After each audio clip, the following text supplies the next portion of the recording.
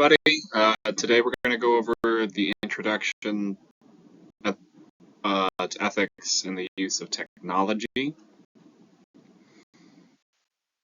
Engineers in the fulfillment of their professional duties shall hold paramount the safety, health, and welfare of the public, perform services only in areas of their competence, issue public statements only in an objective and truthful manner, act for each employer or client as faithful agents or trustees, avoid deceptive acts, conduct themselves honorably, responsibly, ethically, and lawfully so as to enhance the honor, reputation, and usefulness of the profession.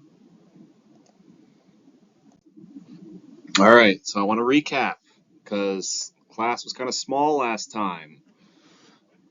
We talked about virtue theory. There's an emphasis on character of the individual. This is different than the other theories we went over where there's an actual theory you're supposed to follow. In utilitarianism, you're trying to optimize what's best for everybody. In Kantian ethics, there's a set of rules you're trying to follow. In virtue theory, on the other hand, you have to cherry pick, or you have to identify what virtues you think are appropriate to you. You need to figure out what virtues are appropriate to the situation in front of you.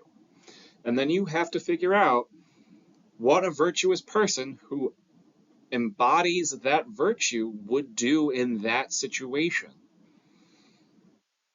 It's a bit harder. It's a lot of subjectivity there. So I know it kind of makes engineers uncomfortable, but that's what you have to do. And it also advocates for actions that a virtuous person would take. Now, the reason you would want to do all of this is because virtue leads to right actions naturally. So over time, you'd get better at identifying what the right action is, and it would be easier, and you would have to have less justification for why you're taking the actions you're taking.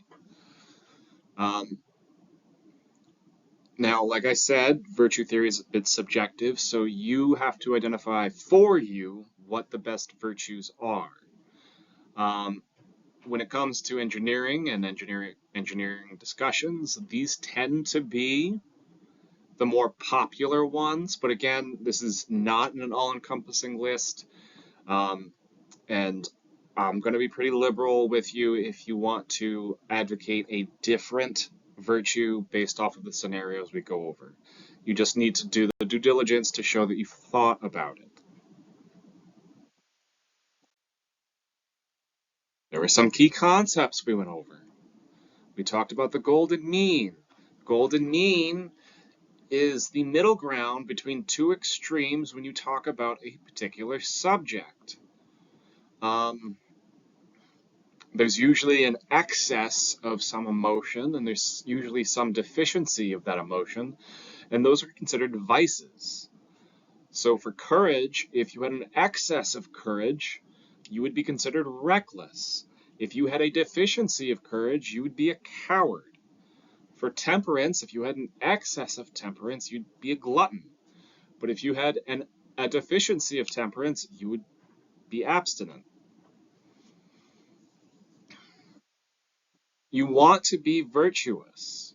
It leads to good things for you down the line. It will take some work. It's not easy, but you'll be in a position where you will be able to deliver news gracefully. This doesn't, I'll be honest with you, I didn't appreciate this idea until I got older. You are going to, in your life, have to give somebody bad news. If you get married, your in-laws are going to call you someday and tell you have to tell your spouse their parents are dead. And you're going to want to do that gracefully. And now is a good time to start practicing that. In the workforce, you're going to want to look and behave confidently. However, overconfidence leads to arrogance. And so you want to be able to figure out where the good middle ground is. How do you establish that you are not insecure, but you're not arrogant? What actions you need to take? That's dependent on the situations you're in and the people you are around, but you want to start doing that now. And you're going to want to show that you're generous with prudence.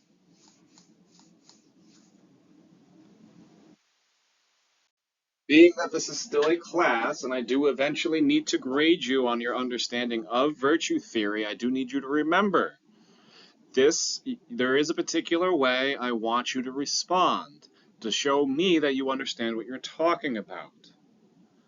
I'm going to want a sentence or two from you explaining the situation. What concept, what subject are we talking about? So the black underline is we're talking about courage. And then you need to clearly explain what excessive courage would look like. And then you need to explain what excess or deficient courage would look like. And then you need to explain what a safe boundary is in between. Now, for those of you who attended class last time, we talked about who here would fight a bear, and apparently a lot of the class agreed that they were brave enough to fight a bear. And I don't think I could live with myself if somebody, after having taken my class, decided to fight a bear, and I strongly recommend you not do it. All right, so let's get back to talking about technology. So when I talk about technology, I am talking about electronics, computers. This is a brief history of technology. Here you can see the processing power more or less double every 10 years, and you can see the various devices that enabled that technology to happen. And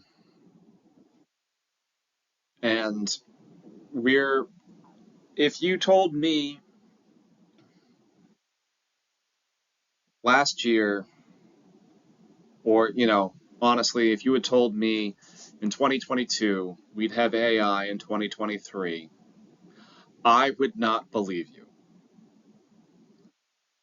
I didn't think, even though I realize ChatGPT and things like that aren't really AI, I didn't think that was ever going to be an option. So now I'm in a spot where I'm so amazed that I honestly believe anything's possible in terms of technology. And these predictions about process improvement and process speeds doubling every 10 years, this was observed in the 60s. And it was defined in the 60s. And it's just been true ever since. Are we going to reach a singularity? Are we going to reach a point where it stops doubling because we've reached the actual limit? I don't know. But it's kind of a thing that now, if you haven't already, should get used to the idea of using and incorporating this technology.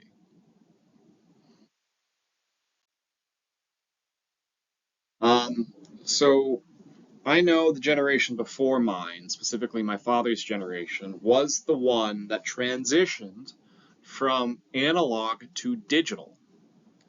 When I was a kid, my parents would talk about getting letters and telegrams and things like that. And I'll be honest with you, I've gotten maybe a handful of official letters in the mail that I needed, and the rest of them were emails and instant messages. And to be honest with you, letters and telegrams, though that some of them still exist today, they're more or less as secure as email and instant messages.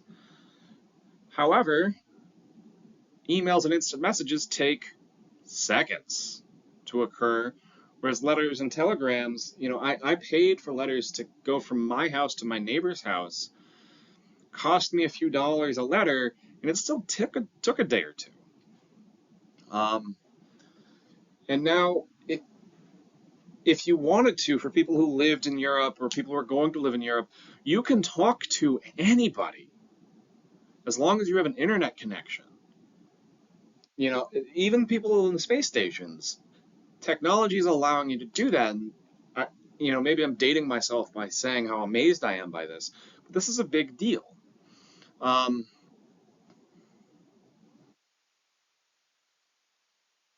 Another thing that you might have issues comprehending just because you never had to deal with it, when you get a job, they're going to recommend you do what's called invest. They're going to tell you to get a 401k, things like that. My grandparents were part of the generation where not everybody invested. Not everybody invested in the stock market. And whenever they would get a bonus, they would set aside 10% of their income every month, and they would go visit their stockbroker once a month. It was a scheduled thing, and they would tell the stockbroker what they wanted him to buy for them when they had the opportunity. Nowadays, I don't need to talk to a stockbroker. I can just do it. Not only that, I can tell E-Trade, um, whatever investing, I use E-Trade, but you can use whatever investing platform you want. You can tell a computer what patterns and what sectors you want it to invest in for you. And the thing is, it's actually pretty good at it. It's getting to the point where if you want something done day to day with particular precision and accuracy, it doesn't make any sense to go to a broker. It makes more sense to go to a computer and tell a computer what you want it to do. This is a big deal, and this just wasn't always an option. Now, technology has gotten pervasive in our lifetime. Um, we have the Internet of Things now. At my house, my fridge, my television, my phone, my computer, my dryer, they all talk to each other. I get a little message on my TV saying dryer's done when my dryer's done. If we wanted to put the level of effort in, we could put our thermostat on that. We could make it so that the garage door opened when we returned automatically. This is a big deal. Um, I bet a lot of people in class are probably wearing smartwatches, have played with AR glasses, have some kind of fitness tracker on them. All of these are tracking you. Um, my car, my car itself is not particularly smart, but I've got devices in my car that are. Um, and the way Google determines whether there's a lot of traffic or not is based off the speed of the phones in the cars, and it's always tracking you. Um, and the same thing with public transit. I have through my health insurance, they offered to buy me a handful of devices that I keep on me. And these devices would connect to a health portal that my actual doctor monitors. And they would tell me day to day, you're not exercising enough, you're not eating right, things like that. But they'd actually be able to pay attention to me day to day. And before, if you were having some kind of emotional problem, you had to make an appointment to go see somebody. And that person would have to schedule you in, and they might not be able to talk to you for weeks or months. Now with AI and technology, there's going to be somebody available for you to talk to whenever you need them. And to a certain extent, you'll be able to talk to an AI that can help you. Now, the AI is not going to do the full job of a person, obviously not, but I've been in situations where I needed to talk to somebody. And it was a real problem, a really big problem. And I kept playing phone tag with all these people, and when you're having a problem, you don't want to be reading your health insurance card. You want to be talking to somebody to help you out with this problem. And if they had incorporated AI, and I know the organization I was working with didn't, I would have said that information once, and then they would have helped me. Instead, they didn't.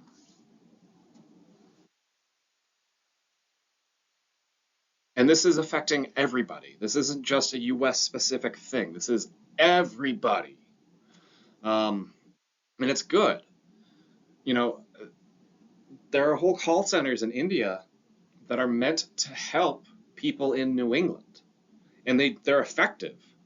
Um, and it's because we have this connection with the internet.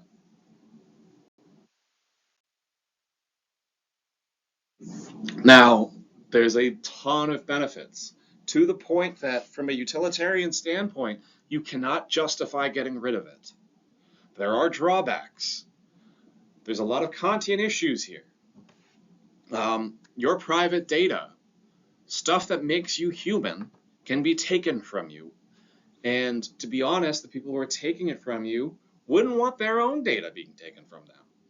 And so there's imperfections here that need to be addressed, because we do want to maintain this benefit, this huge benefit, that from a utilitarian standpoint we want. But there's a handful of drawbacks like cybersecurity, misinformation, addiction, that dehumanize us, that we don't want. And so we have to find a strong balance to make sure that we have all of the benefits that are possible with the internet without having any of the drawbacks, or at least minimizing them.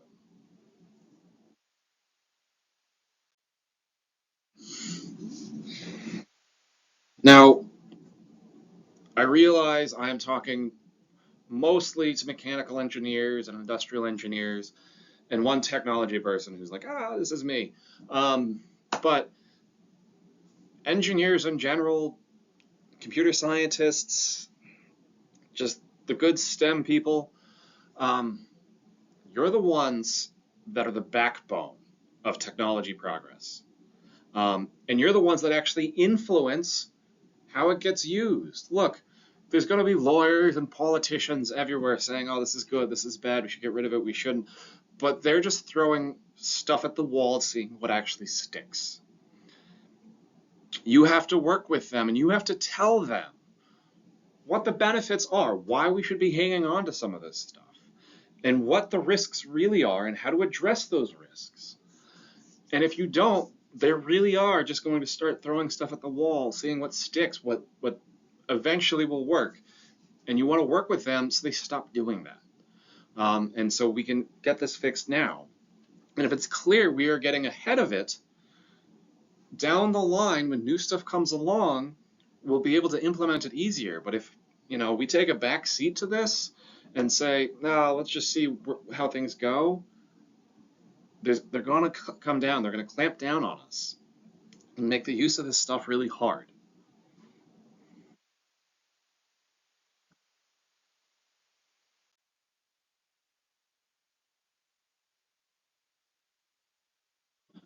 So, like I said, this is a widespread thing. It's not just US specific. Everyone's using this stuff.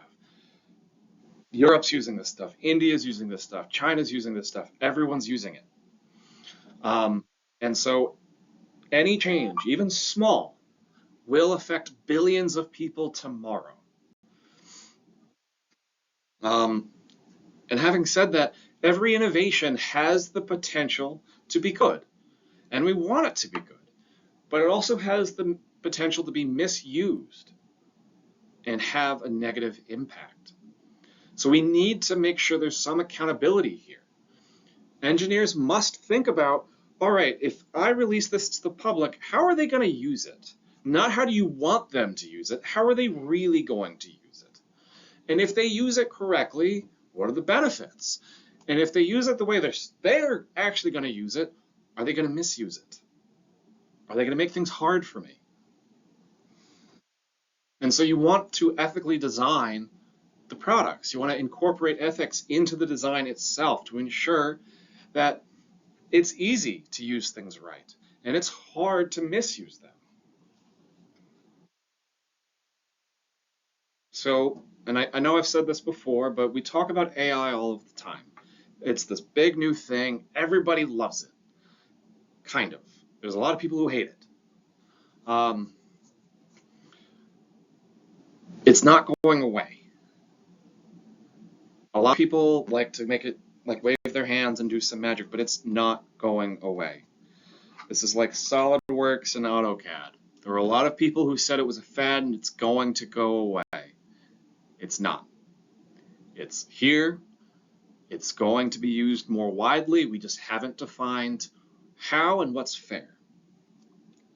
So when we talk about AI, yes, you always have the option to not use it in class. And to a certain extent, that might be good for you to not use it. But maybe you should be using it in defining for your professors, this is how I used it, and working with them to figure out what is okay and what isn't.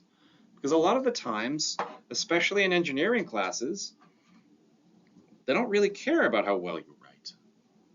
They want to know that you understand the science, or the math, the computer science. And as long as you're not having the AI do that stuff for you, they're usually okay with it. But you have to talk to your professors first. And that's just a very specific case. But there's other instances where technology is useful, but without communicating how you plan on using it with people, it comes across as non-transparent. And without being transparent, people do have a real problem trusting you.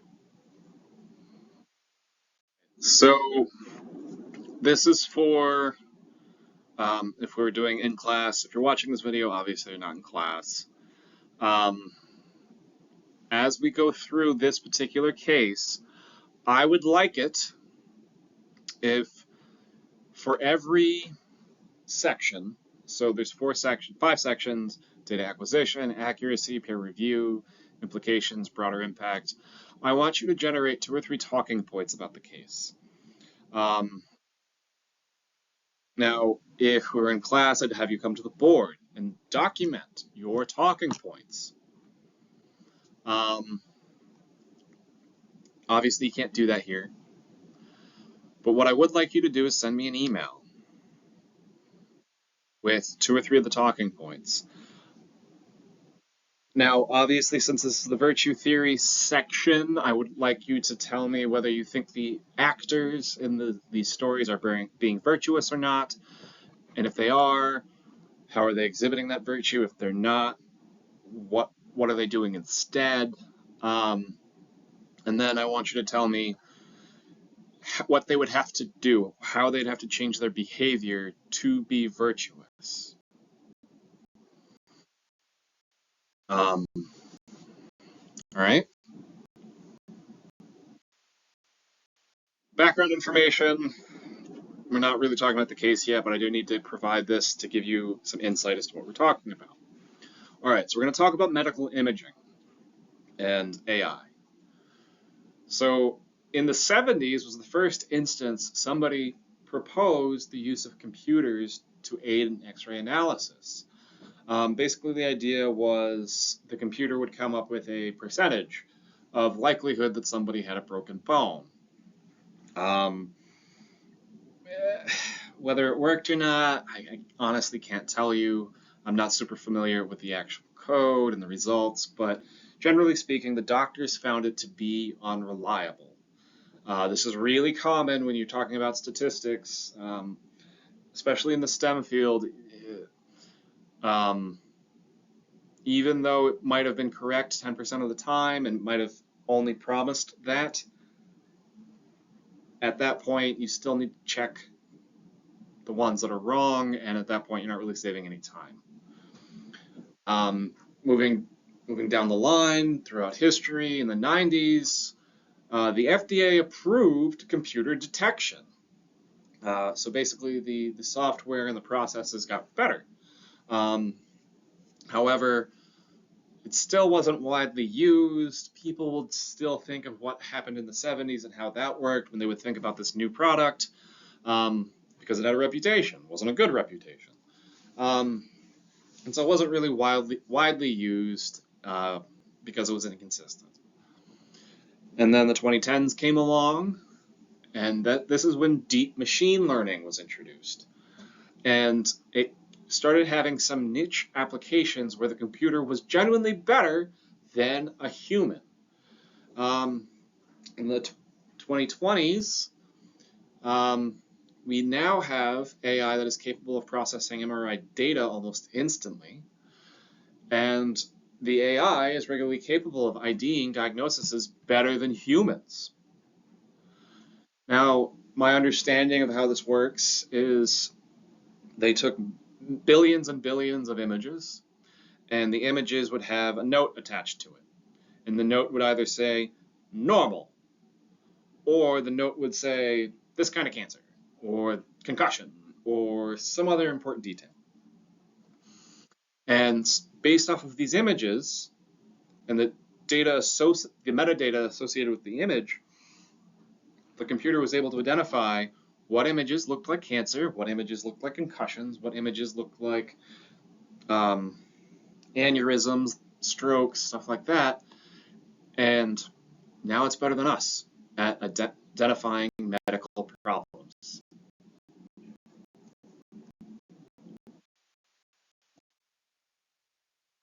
All right, so we're going to start talking about the case. I had you get into groups. Now let's talk about what's actually going on. So you have this company, MedTech Innovation. It's a leading company in the field of medical technology. They've recently developed an AI-powered software that aids in detecting tumors in medical images. There are two lead engineers, Alex and Jamie. They are responsible for refining and implementing this technology.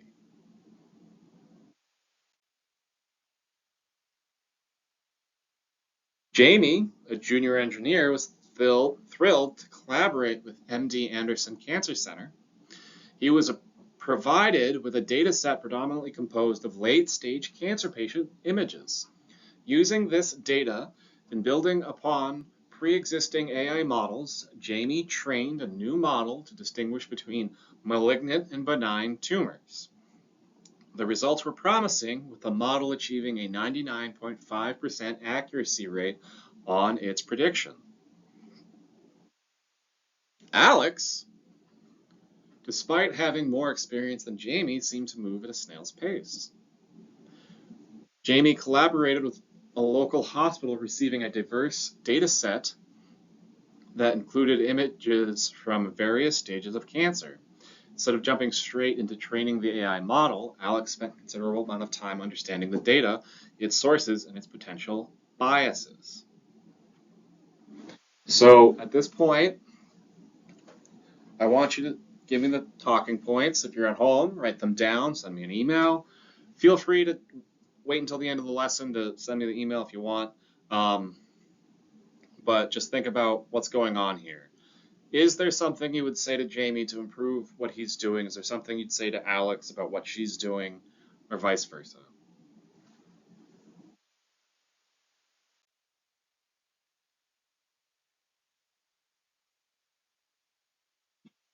All right.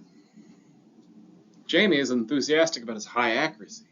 Jamie decides to conclude the testing phase prematurely. He believed that the model's performance on the training data was indicative of a real-world reliability. Unaware of the nuances of machine learning, Jamie didn't use a separate data set to validate the model's performance, a crucial step to ensure the model's generalizability to new, unseen data. Alex, on the other hand, insists on splitting her data into training and validation sets. She trained her model on one subset and then tested it on another, a process she repeated multiple times with different data splits. To many, her approach seemed redundant and overly cautious.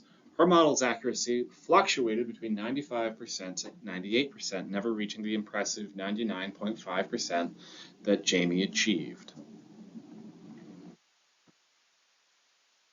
All right. So again, I want you to look through this and tell me, is there something you would say to Jamie? Is there something you'd say to Alex? Is Jamie or Alex exhibiting some kind of virtue, or are they in excess, or are they deficient of something?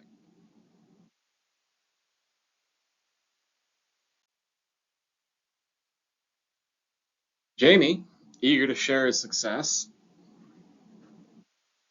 sought a peer review of his findings. However, instead of approaching AI specialists or experts in medical imaging, he presented his results to a group of doctors, medical doctors. While they were medical professionals, they lacked the expertise to critically evaluate the methodology and potential bias of Jamie's AI model.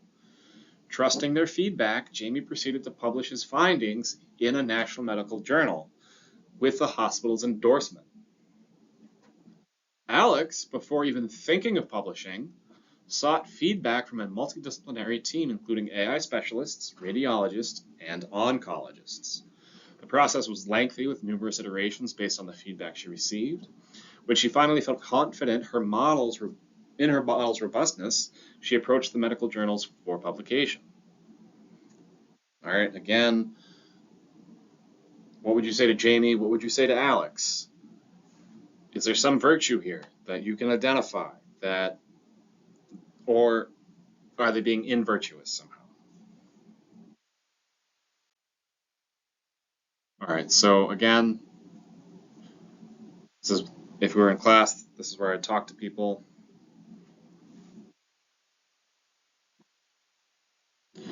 Um, since I'm going to assume you can pause, feel free to skip to the next slide, but if you want to understand what I was trying to get at here,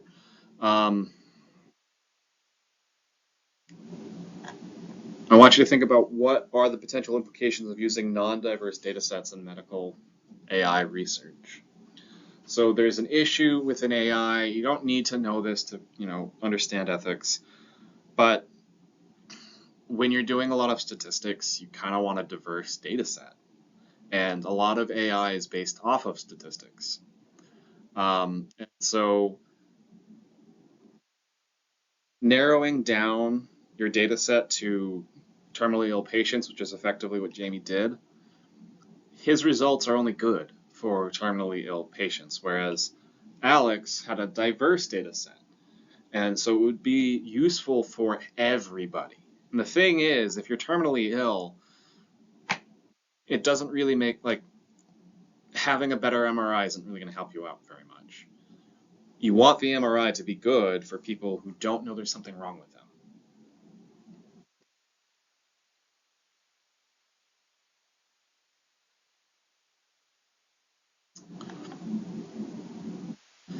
Further, if you don't validate your work, just do the due diligence. Make sure you double check yourself.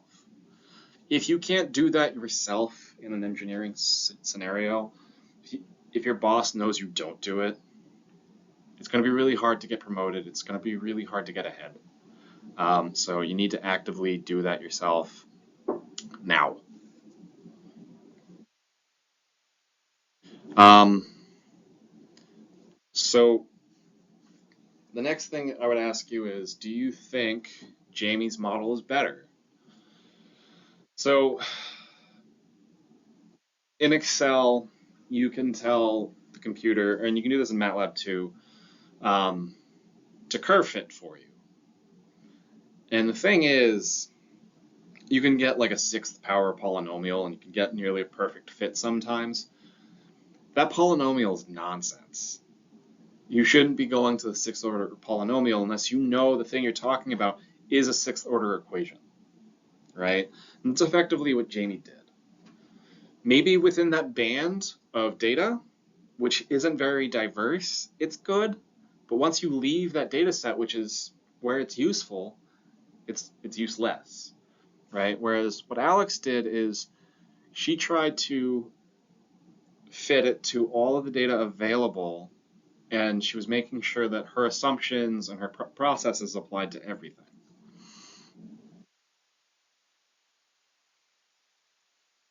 So the next is, if you were to deploy that technology and you promised accuracy of 99.5%, I want you to think about how many times you need to have a success for every one failure to be considered 99.5% effective. That means you can have one failure for every 200 tests.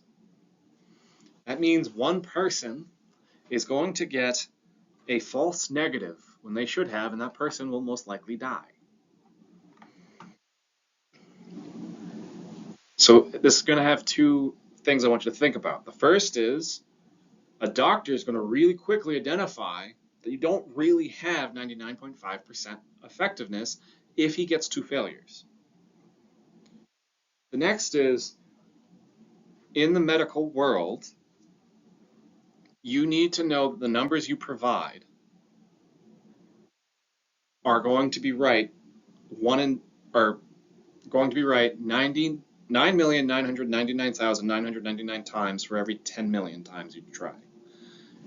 So there's a way statistically to show that you have an accuracy of 99.5%. But if you can't prove that that's right, and there's a way statistically to show it, you're going to get in trouble. The people you sold the technology to are going to want their money back. The FDA is going to rescind your license. Whereas with Alex's, where she's saying, look, I've got this model. It works 95% of the time, which means for every failure, she's allowed to have 20 successes. It's a lot easier to prove that hers is working than his.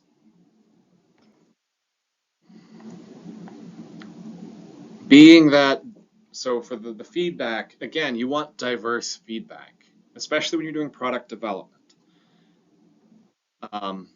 Because they're going to understand where the crutches are, where you're going to trip, who's going to get mad. And they're going to tell you how to avoid those problems.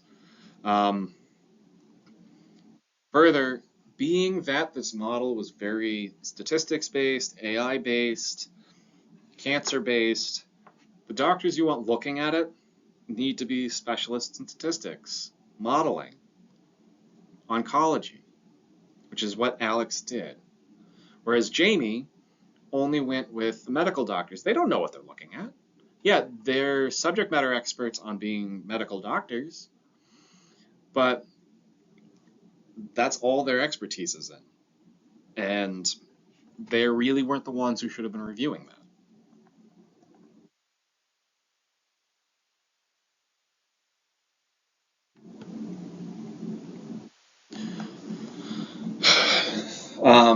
Do you think Jamie or Alex were being biased?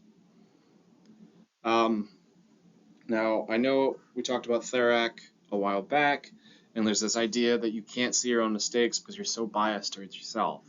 Do you think Jamie was being biased? And being that maybe Jamie was being biased, do you think he overlooked important data? Do you think, looking at these two scenarios, if you actually walked up to Jamie and said, hey, I think you might have a problem here, and this is how you want to fix it, do you think he'd listen?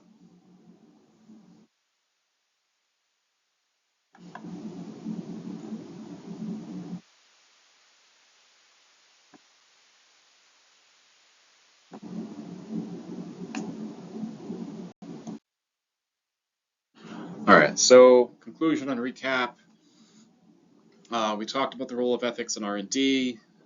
We did case study with Alex and Jamie.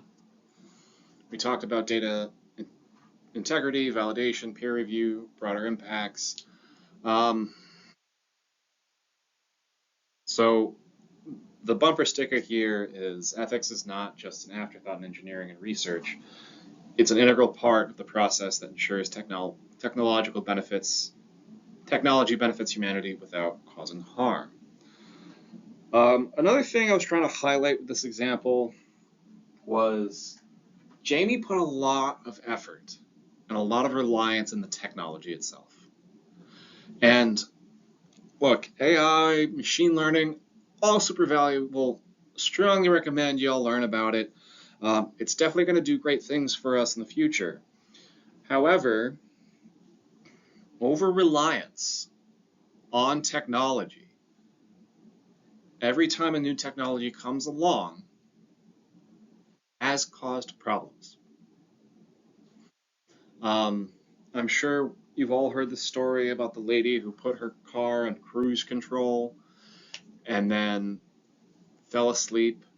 Being that, this was 20 or 30 years ago, her car didn't auto drive. She just assumed you were allowed to do that. You want to make sure that when you provide technology to people, you're clear about its actual capabilities, what it can actually do, um, and not allow them to become over-reliant on the technology. Because with Jamie's model, he was promising 99.5% success rates, which is not what the data was actually saying.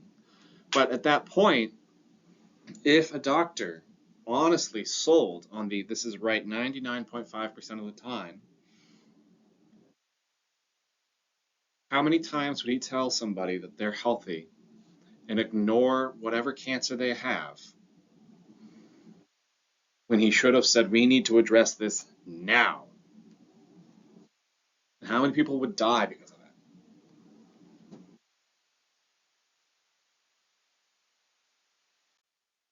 All right. So the next thing that I want to talk about when it comes to technology is this concept of privacy. Um, your personal information is yours.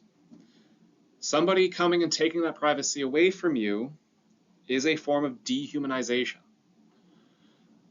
There are certain instances where all of us, at some point in time, want to be left alone. There are some people who you just don't want to be interacting with. You don't want them to know anything about you.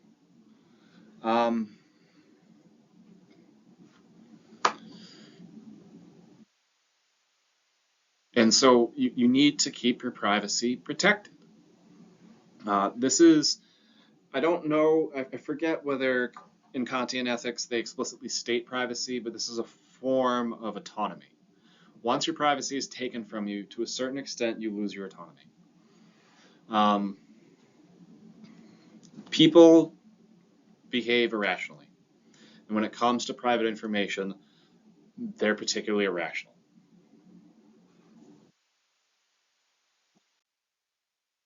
So get back into your groups. Now, instead of focusing on virtue theory, we're going to go over all of the theories we've covered this semester. So that's NSPE, utilitarianism, Kantianism, virtue theory, social contract theory, and the principle of double effect.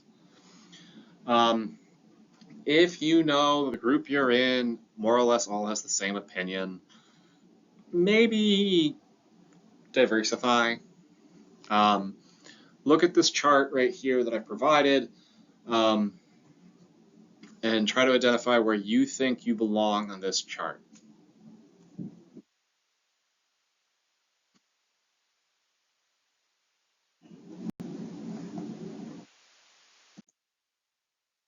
All right, so privacy is the ability of an individual or group to seclude themselves or information about themselves and thereby express themselves selectively.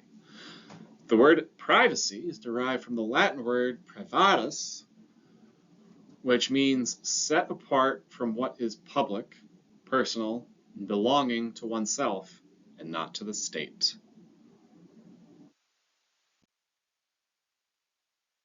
Privacy is necessary for the development and exercise of autonomy. Individuals have a moral obligation to respect the autonomy of others, which includes respecting their rights to privacy. Individuals should not interfere with others' privacy by accessing or sharing their personal information without their consent. Violating their privacy would be treating them as a mere means to an end rather than as an autonomous being with their own goals, values, and rights. Protected privacy.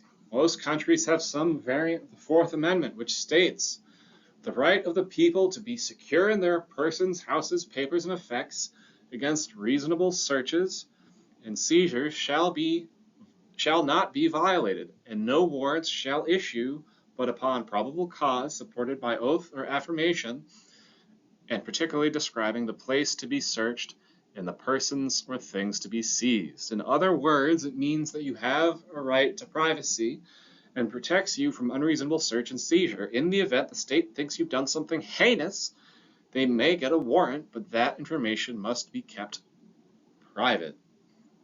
So if they find something in your house, they're not allowed to go to the news and say, look what we found. All right. Now companies want privacy. There's reasons they want privacy. The first is it gives them a competitive edge. Look, you live in a global market whether you like it or not. There are companies in Europe, China, India, other parts of the US that are going to do what you want to do. And they're going to try to do it better than you, cheaper than you. So you're going to want to maintain whatever competitive edge, whatever niche market you're going to go into as best you can. Big companies also want to protect their intellectual property. And this is for a handful of reasons. One of it is coming up with new ideas is expensive. So they want to protect that investment. Also, they want to be able to use those concepts and ideas that they've come up with without having to fight with somebody about whether they came up with the idea themselves or not. It maintains a reputation. Look, every company at some point in time, if it's made enough money, has done something shitty. And the thing is, there's a lot of really big companies today that have nothing to do with the company they were 20, 30 years ago. There was a case where I think it was Visa 40, 50, 60 years ago was indirectly related with slave trade. Do you think the guy who runs Visa today had anything to do with that? No. But he also doesn't want you knowing about it. BMW, they got a lot of slave labor in the 40s. They don't want it advertised that they did.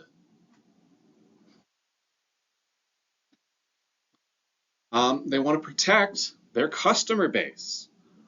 Look, I like doing a lot of business with Home Depot, Bank of America, other organizations, and it's a lot easier for me if I give them my personal information so they know who I am. But if I do that and then they share my personal information with anybody, I could lose a lot of money. And if that happens, I'm going to stop doing business with Amazon, Home Depot, Bank of America, E-Trade. That's my information. I don't want it shared. They need to protect my information. Now, there are some legal requirements here. The big one is financial. I remember when I was first had my real job, Bank of America had this attitude of, why do I need to protect financial information? And a lot of people started leaving a lot of the big banks because they would refuse to protect financial information. And it became an actual set of laws. Congress actually passed laws, and this was weird because normally Congress is really slow with this stuff. They passed laws saying, no, you already promised to do this. Now you just have to do it electronically. With employee records and medical records, that was already kind of getting done, but they formalized it in around 2014. And in the event you accidentally share any of this information, 100% you can get sued.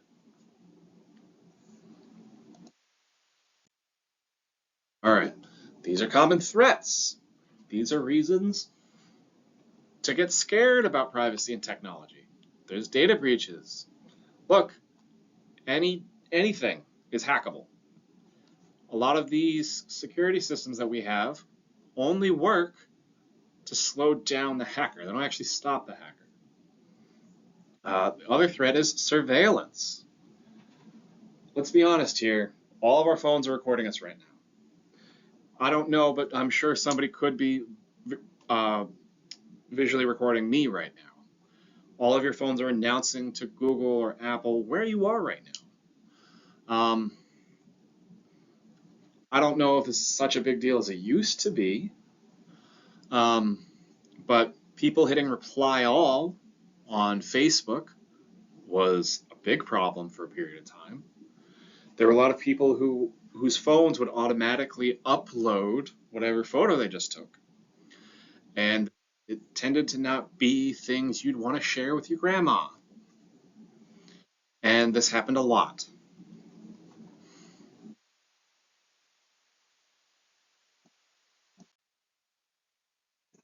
So, first privacy discussion. Between the 2nd of March 2018 and the 21st of March 2018 in Austin, Texas, They experienced 5 packaged bomb explosions. During the investigation, the FBI was able to identify where all the bomb material had been purchased. Using video footage from the day of the purchase, you can identify the perpetrator, but will violate the rights of privacy to the other shoppers at Home Depot. To process the video footage, you'll have to release the surveillance footage to the general public and crowdsource the effort. Some of the public will use the video footage for personal gains. Try to weigh the rights of the individuals versus the safety of the public in this case. So on one hand, releasing the footage to the public and crowdsourcing the effort will help you capture the perpetrator. On the other hand, releasing the footage will also mean invading the privacy of innocent individuals who simply were shopping at Home Depot that day. All right. You at home, I want an actual thought here. Was the FBI and the police in Texas right to share the footage?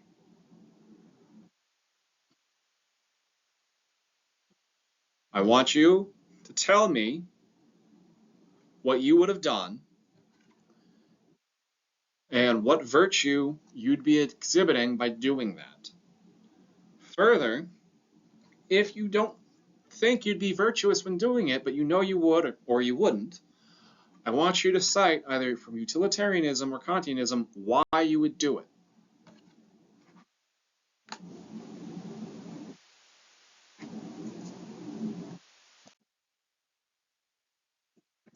All right. The privacy issue.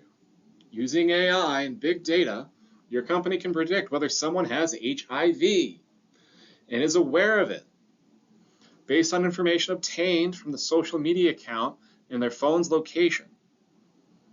Additionally, the software can predict if that person is looking for more sexual partners from the same data set and chances of success. If found that a known percentage of HIV patients knowingly spread HIV, it's known that a percentage of HIV patients knowingly spread HIV. With a few simple lines of code, you could start notifying the next partner of the risk they're about to face. What is the ethical and moral implications of adding this code? So on one hand, you've got a handful of HIV positive patients who are spreading HIV on purpose, and you could do nothing, or you could do something, and you could stop them from spreading HIV, but to do that, you have to share their medical information.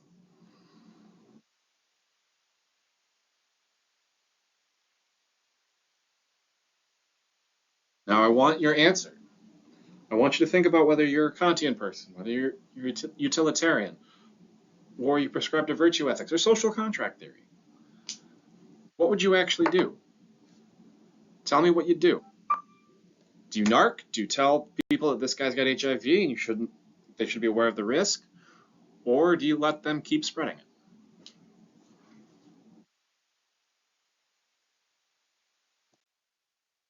All right. You maintain a social media website. Several professional engineering societies have contacted you stating that people are freely sharing their personal information. The average person ends up sharing more than enough information to hack into bank accounts. The professional society are asking you to make a the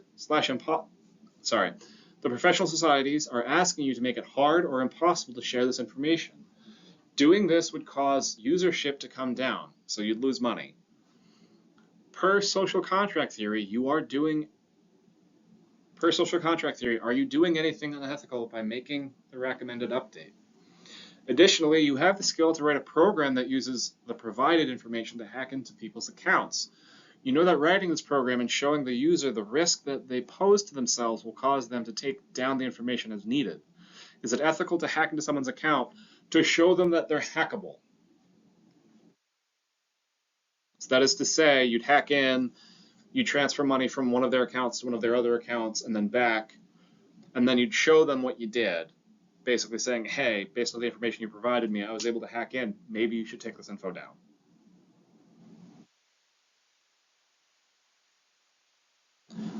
Again, I want you to think about it. What would you actually do if you know you'd leave things as is? Tell me why. If you'd make it, if you'd make the change, why would you make the change? If you would start hacking, why would you start hacking?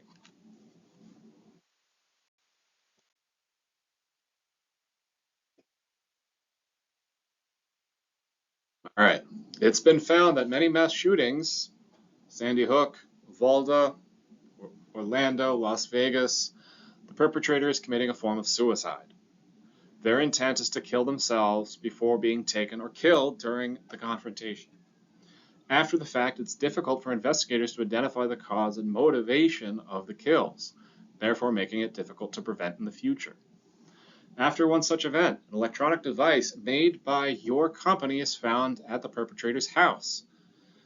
The FBI requests that you decrypt the data and provide the associated information to them. The device is designed to be secure and extremely difficult to decrypt without a password. Without the password, you're not positive you can decrypt. You know of other companies that have the skill set to hack your hardware, but announcing it to the public would demonstrate the company's hardware isn't as you've let up. Sorry. You know of companies that have the skill set to hack your hardware, but announcing it to the public would demonstrate the company's hardware isn't as unhackable as you've led them to believe. What are the ethical dilemmas with this situation? So, first I want to know what you would do. The FBI has come to you and said, we need to know what's on this hard drive. Can you get us into it? Do you help them out? Look, the goal here isn't so much to prove that those people did something wrong. They already know that. What they really want to do now is stop it next time. Figure out what was going on in those guys' heads to figure out, can we find the next person to do it?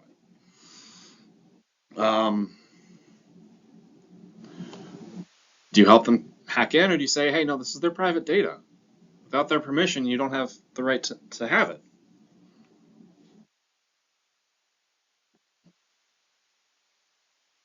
Further, if you shared with the police, hey, look, I can't get into it, but this company over here can, do you tell them? And if you did that, would you be doing something illegal, unethical, or immoral?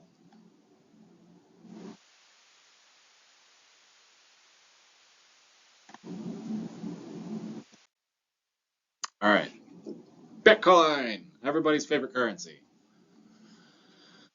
All right. A protocol that implements a highly available, public, permanent, and decentralized ledger.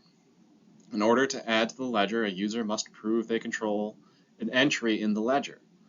The protocol specifies that the entry indicates an amount of a token, Bitcoin with a minuscule b. The user can update the ledger assigning some of their Bitcoin to another entry in the ledger. Because the token has characteristics of money, it can be thought of as a digital currency.